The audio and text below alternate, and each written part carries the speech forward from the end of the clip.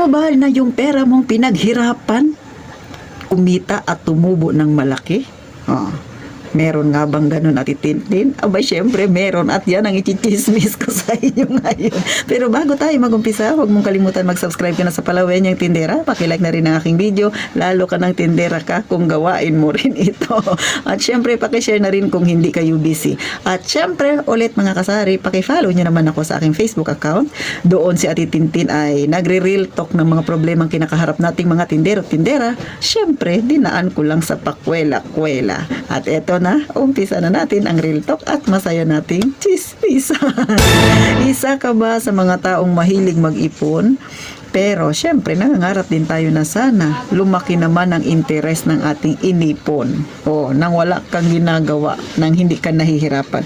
So ito ha, pauna lang mga kasari, no? Hindi ko ito i-share sa inyo para inggitin, ipagmalaki, kasi hindi naman siya karapat-dapat na ipagmalaki. Hindi naman siya dapat kainggitan. Hindi ko ito pinagmamayabang kasi hindi siya kayabang-yabang. Sana lang maka-motivate ito sa inyo, makakuha kayo ng kaunting idea at kayo na rin ang bahalang magkumpara kung saan ba ang mas mainam, mga kasari, no? So, eto ha, mga kasari, sa mga datihan ko ng followers, no, alam nyo na yung bisyo ko. Mahilig talaga akong mag-ipon ng alahas. So, eto mga kasari, no, binili ko ito 2023. So, 18K lang ito siya.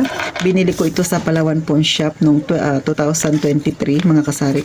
And then, ang original price talaga nito, mga kasari, ay 45,600. 16 grams ito siya, 18K. Pero dahil may less ito na 10% discount, so ang nabayaran ko ay 38,760, mga kasari. So, nung time na yon, mga kasari, ang sanla lang niya, ito ha, ang sanla lang niya ay 34,800. So, sa 38,760, sanla niya ay 34,800. So, hindi na ganon kalugi, no, mga kasari. So, 2023 ko siya nabili, ngayon ay 2025, makalipas ang 2 taon halos, mga kasari. Kahapon, pina-check ko siya. Alam niyo ba kung magkano na ang kuha niya? Dating 34,800 ang sanla noong 2023. Ngayong 2025, ang sanla niya ay 70,500. Kaloka. Malapit na siyang mag times 2 doon sa presyo. O, di ba, mga kasari? So, ano yung makukuha nating idea dito, mga kasari? Kung yung pera mo nilagay mo sa bangko na kasing presyo ng aking biniling alahas, hindi siya tutubo ng 21,000 sa loob ng 2 taon. Ito tumubo ng 21,000 nang wala akong ginagawa, kundi itinago ko lang ito siya. Bagamat hindi ko siya sinusuot, hindi ako mahilig magsuot ng alahas ng mga kasari, nasa lagayan ko lang. Kasi syempre mainit siya sa mata, lalo na medyo may kalakihan, mga kasari. Pero wala akong kapagod-pagod, kumita siya ng ganun kalaki. Oh, mga kasari. Ulit, hindi ko to pinagmamayabang. Gusto ko lang ma-motivate dyan yung iba, mga kasari. Kahapon din na yun, mga kasari, no? So, galing ako ng bangko, yung aking pera ay chinek ko. Kasi sa loob ng 3 months, meron akong naitabi na 30,000 pesos doon sa isang bangko. Hindi ko nasasabi ng pangalan. Alam niyo ba kung magkano ang kinita ng pera ko na 30,000 sa loob ng 3 buwan? 7 pesos lang. Binawasan siya ng tax dahil hindi naman siya time deposit, no? So, normal na savings account lang siya. Ang napakinabangan ko ay 5 piso lang. So, mabuti pa si GCash, ang 1,000, 20 pesos ang tubo natin. Pero si bangko, 30,000 na pera ko sa loob ng 3 buwan, 5 piso na lang ang napunta sa akin. So, hindi ko sinisiraan ng bangko ha, kasi wala naman akong binabanggit na pangalang bangko, pero yun ang totoo. Kaya, gaya ng mga nauna ko pang vlog, no, na simula nung sinabi nila na magpapataw na sila kapag nag-time deposit ka, kasi may balak talaga akong mag-time deposit, no, mga kasari. Kaya lang, doon pa lang nadismaya na ako. Kaya sabi ko, abay, ibili ko na lang ng alahas. Kaya nga, kahapon, pina-check ko ito kasi nabili ko ito noong 2023 pa. So, nagulat ako. Kaya, ang ginawa ko, pinull out ko yung pera ko. Yung 30,000, kinuha ko doon ay 25,000 lang. Yung 5,000 ay iniwan ko. So, may balak pa rin ako mag-ipon pa unti-unti para ibili ng alahas. So, gano'n, no? Ay, kasi kung sa bangko ito, hindi siya kikita ng 21,000, mga kasari, ang 38,000 ko. Di ba? Kaya, na-motivate ako, mga kasari. Kaya kahapon na rin na yun, nag-withdraw ako ng 25, binili ko siya ng 2 singsing, mga kasari. So, ako kasi pag bumibili ng alahas, tinatago ko yung resibo. So, alam niyo, mga kasari, no, kagaya nito, ito maliit lang siya, no. 21K yung binili ko. Yung grams nito ay 2.6 lang. So, ang presyo niya ay 16,400.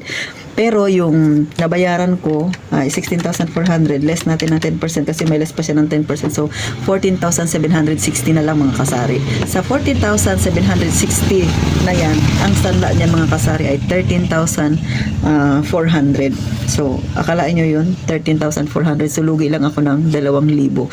So, itago mo lang ito siya sa loob ng 1 taon, bawi mo na. Sabihin na natin kahit 2 taon pa. Sa totoo lang, wala kang kalugi-lugi sa alahas mga kasari. No? So ako, bilang nasa masang pamumuhay, ito lang yung alam ko na investment mga kasari. Kasi hindi ko pa kayang bumili ng lupa mga kasari kasi masyadong mahal ang lupa. So alahas lang muna ako.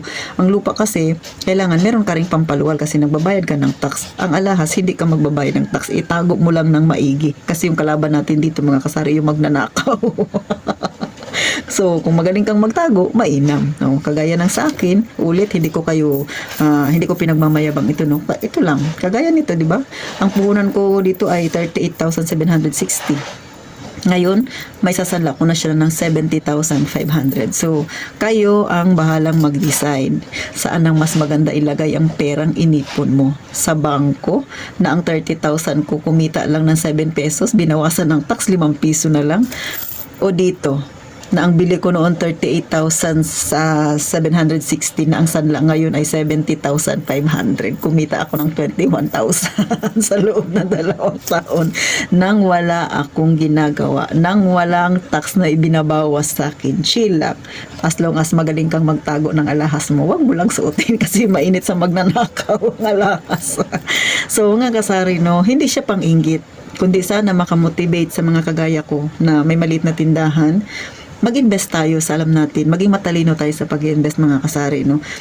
Oo, hindi masama ang mag-ipon sa bangko. Ulit, hindi masama ang mag-ipon sa bangko. Pero kung papipiliin ako, mas gusto kong mag-ipon na lang dito. Batay sa aking opinion mga kasari. Kayo, nasa sa inyo rin yan. Bigyan nyo rin ng inyong sarili ninyo ng kalayaang mag-isip, magkumpara kayo. Alin nga ba ang mas maganda? Ang bangko o ang alahas mga kasari? Kayo nang bahalang sumagot niyan. Basta ako, sinishare ko lang sa inyo yung journey na Titintin, no? Kayo nang bahalang magpasya. Hanggang dito na lang si Ate Tintin. Sana kahit papano makatulong sa inyo para syempre mamotivate kayo makapag-isip kung saan ba ang tamang pagpapasya ninyo. Magkita tayo sa susunod na vlog na Titintin at gaya nga ng palagi kong sinasabi, mag-iingat tayong palagi mga kasari.